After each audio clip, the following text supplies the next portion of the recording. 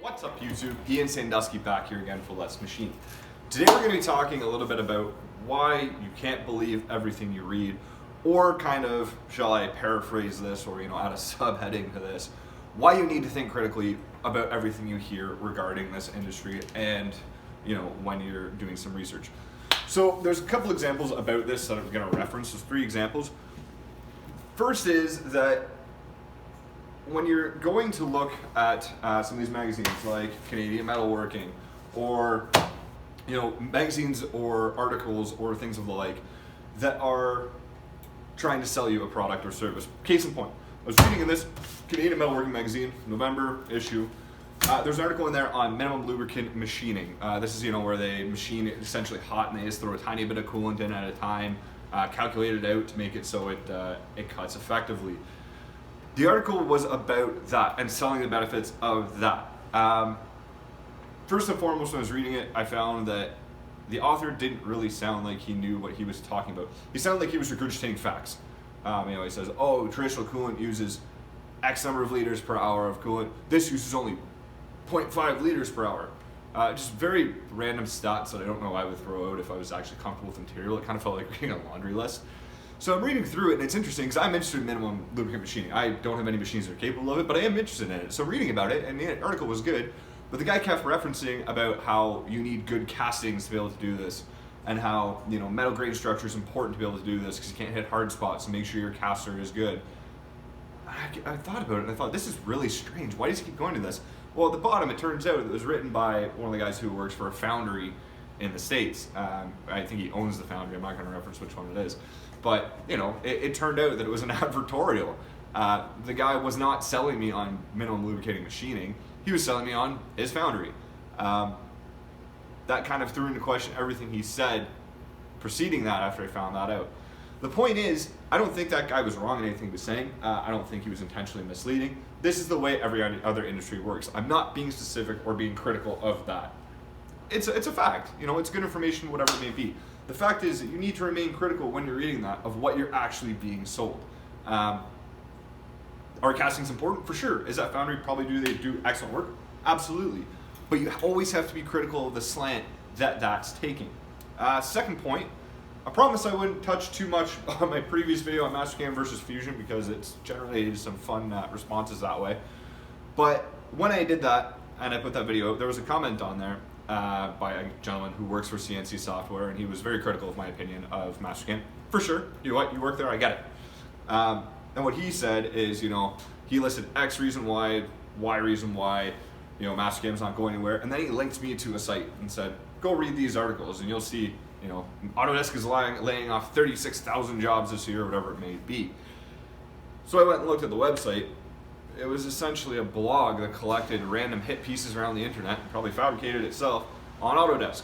I'm more than willing to debate Autodesk versus Mastercam. I understand. It's obviously a topic that resonates with a lot of people based on the response I got on that last video. That said, did I waste my time reading essentially propaganda pieces on why Autodesk sucks compared to Mastercam that was put to me by someone who works for Mastercam?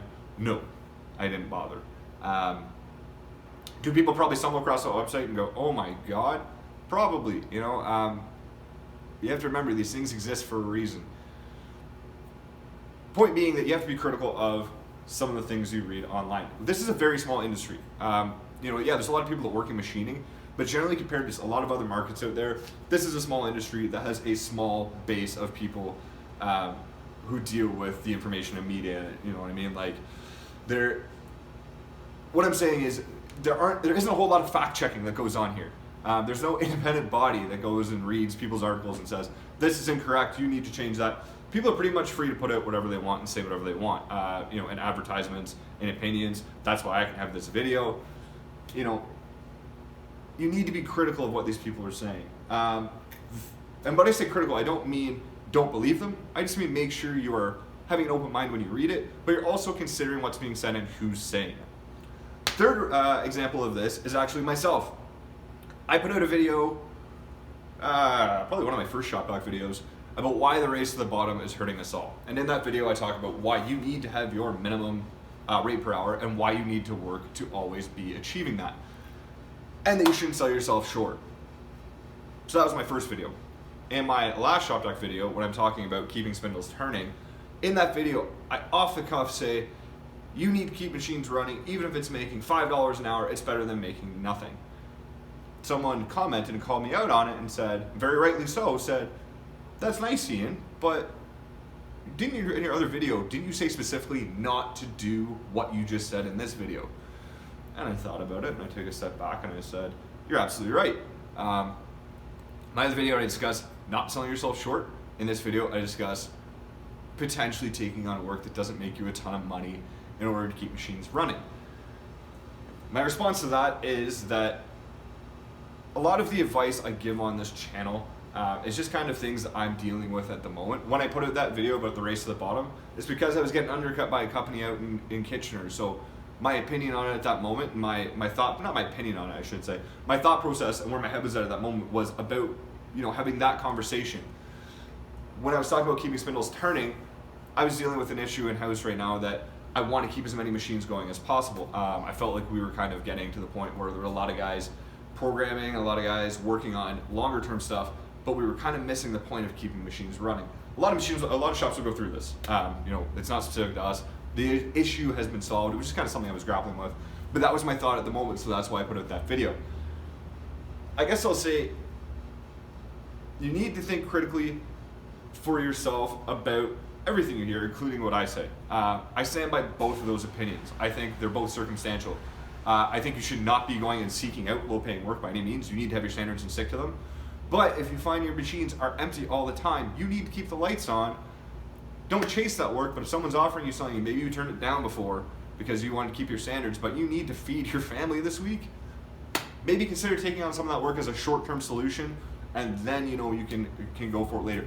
What I'm saying is there's shades of gray. Everything's not always as black and white as I'd like it to be. So in conclusion, guys, all I'm saying is there's going to be a lot of conflicting information out there about just about everything, whether it be from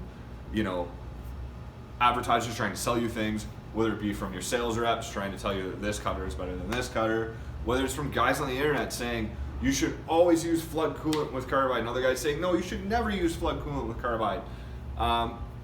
There's a lot of contrasting opinions out there. There's a lot of information out there. There's a lot of bad information out there. There's a lot of misguided good information out there. All I'm saying is make sure you're reading critically and listening critically when you're kind of taking this information in, okay? Thank you very much for watching, guys. If you want to see more videos, make sure you like and subscribe below. Thank you very much, guys. You take care.